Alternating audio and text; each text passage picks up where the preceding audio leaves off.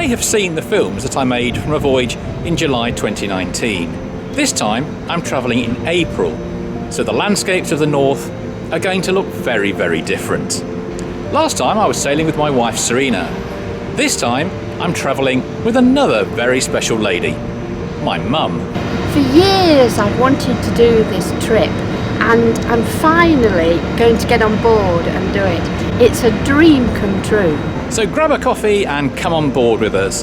There'll be extraordinary mountains, remote Arctic ports, elegant bridges, romantic sailing ships, historic lighthouses, the North Cape, and maybe even the Northern Lights.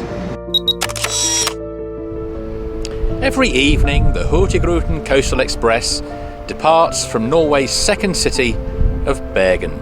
We're leaving on a Thursday evening, and our voyage will take us until next Wednesday morning to reach the final port of Kirkenes in the Arctic next to the Russian border. Now, with a setting that rivals Sydney Harbour, Bergen is one of my favourite cities. I'd love to say that the weather is always like this, but statistically, Bergen is actually one of the wettest cities in Europe. We've been extremely lucky. Nevertheless, in all weathers, it's still a fabulous city to visit.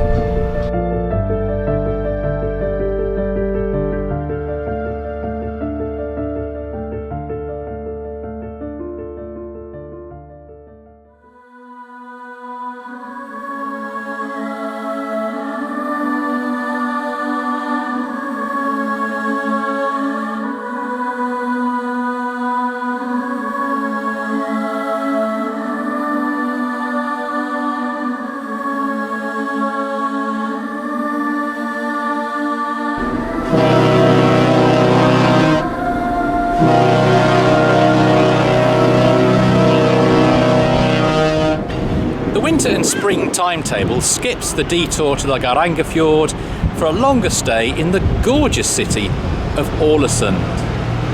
In 1904, a fire swept through the city, destroying almost all of the buildings. Architects and construction workers arrived from all corners of Norway and beyond to reconstruct the city in the period of 3 years in the distinctive blend of Norwegian Art Nouveau.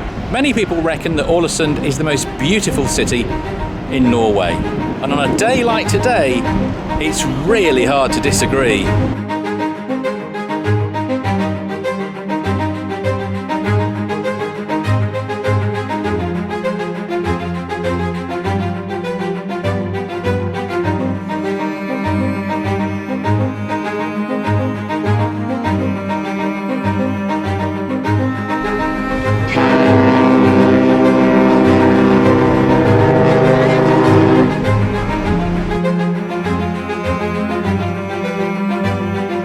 On day 3 of the journey, the boat stops for 3 hours in, appropriately, Norway's third city. In fact, during the Viking times, Trondheim was the capital of Norway. Architecturally, it's known for its colourful timber warehouses, and of course, its medieval masterpiece, the 11th century Nidaros Cathedral. 3 hours isn't enough, is it? I'm going to suggest 10 hours at least, Captain. It's lovely.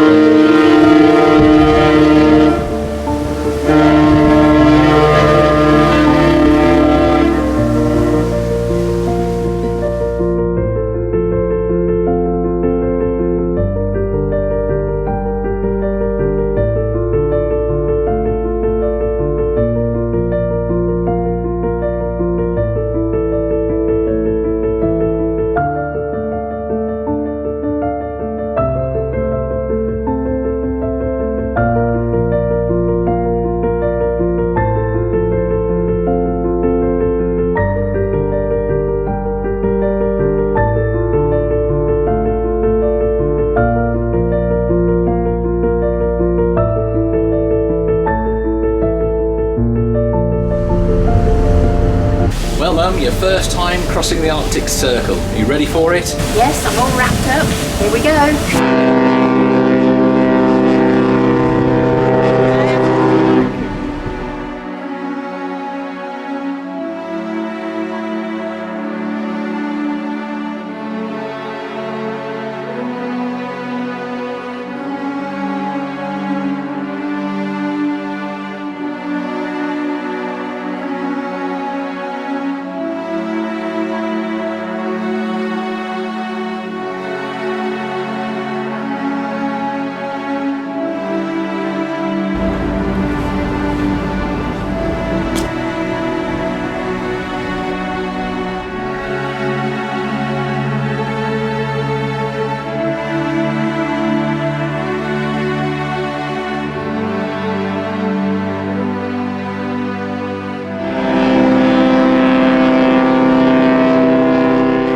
Major port after the Arctic Circle is Bodø.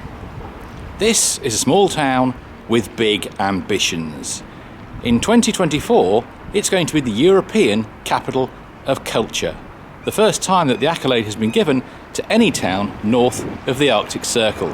The driving force is not just tourism, but also to create more incentives for the young population to stay and build their futures here, away from the bright lights of the south.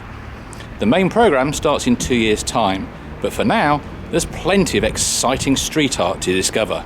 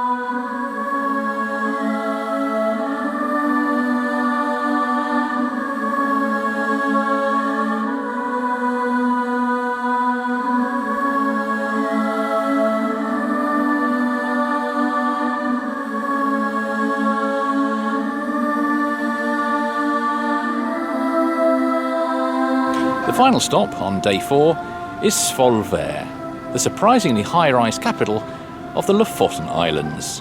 Now, I've been here in midsummer when it feels like the Mediterranean. This evening, it definitely feels more like the Arctic. As we're running a bit late, we've only got half an hour here, so barely time to touch the ground before sailing again.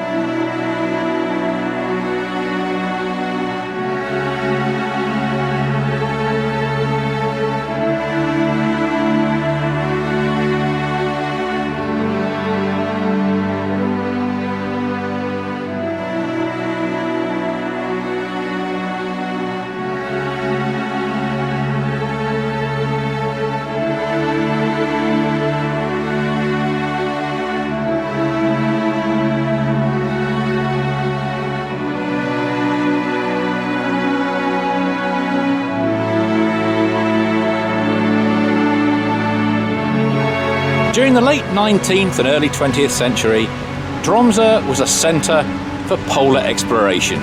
You couldn't walk into a bar without bumping into Nansen or Amundsen, probably. On our short visit today, we've got a slightly different kind of polar exploration in mind. Find a warm cafe.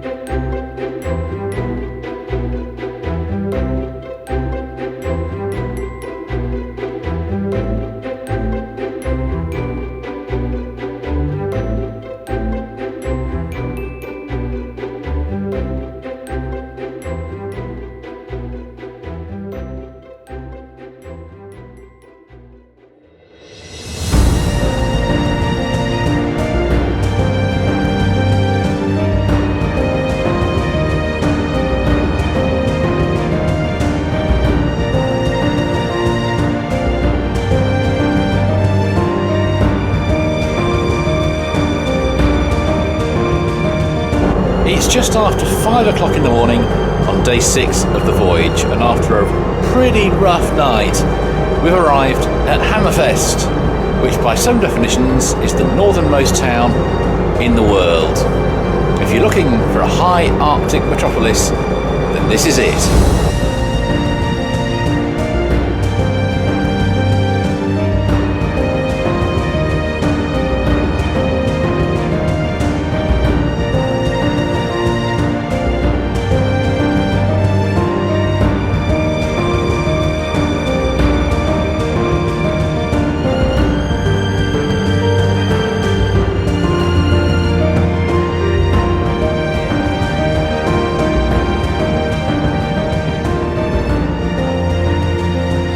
You may remember from the start of the film that I promised you Nordkap, the North Cape. Well, here we are, day 6, we've arrived at Honningsvåg, the gateway to the North Cape, but sadly the buses are not going anywhere due to dangerously high winds high on the plateau. But that's life around here. Nature is king, and travel plans can change very quickly.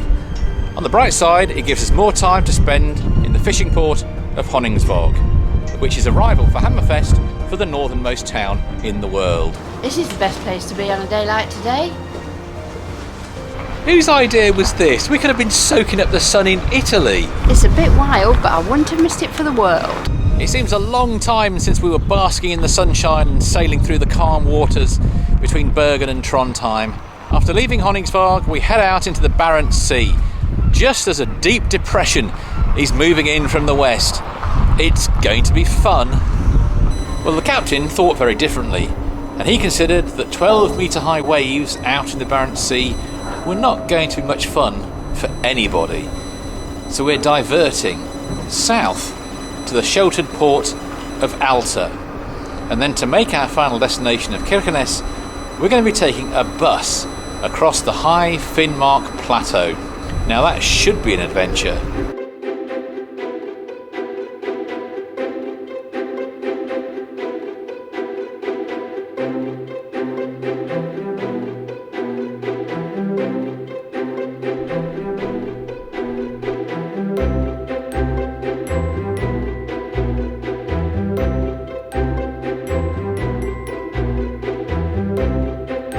So this is day 7, the final day of a weather-affected journey. Instead of pulling into Kirkenes, we're here in Alta. It's the 27th of April and it's -8 degrees. So imagine what it was like 3 months ago when it was 24-hour darkness as well.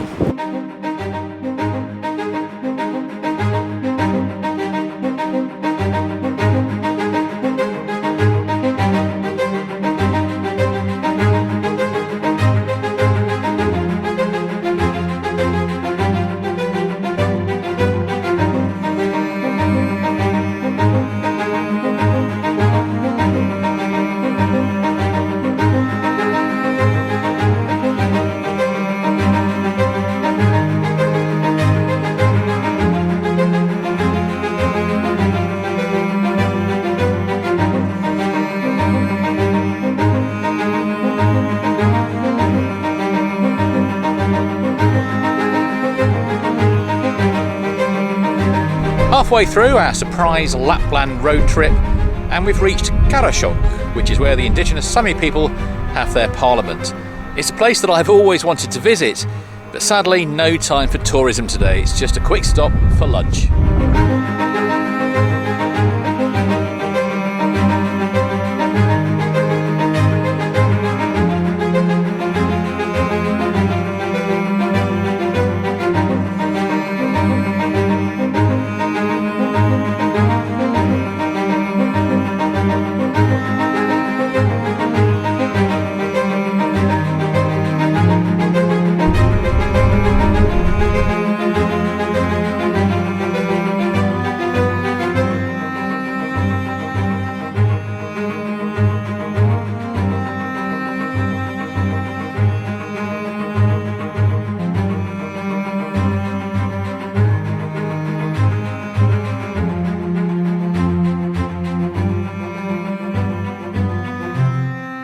Well, Mum, we've made it to Kirkenes, Norway's final frontier, right by the Russian border.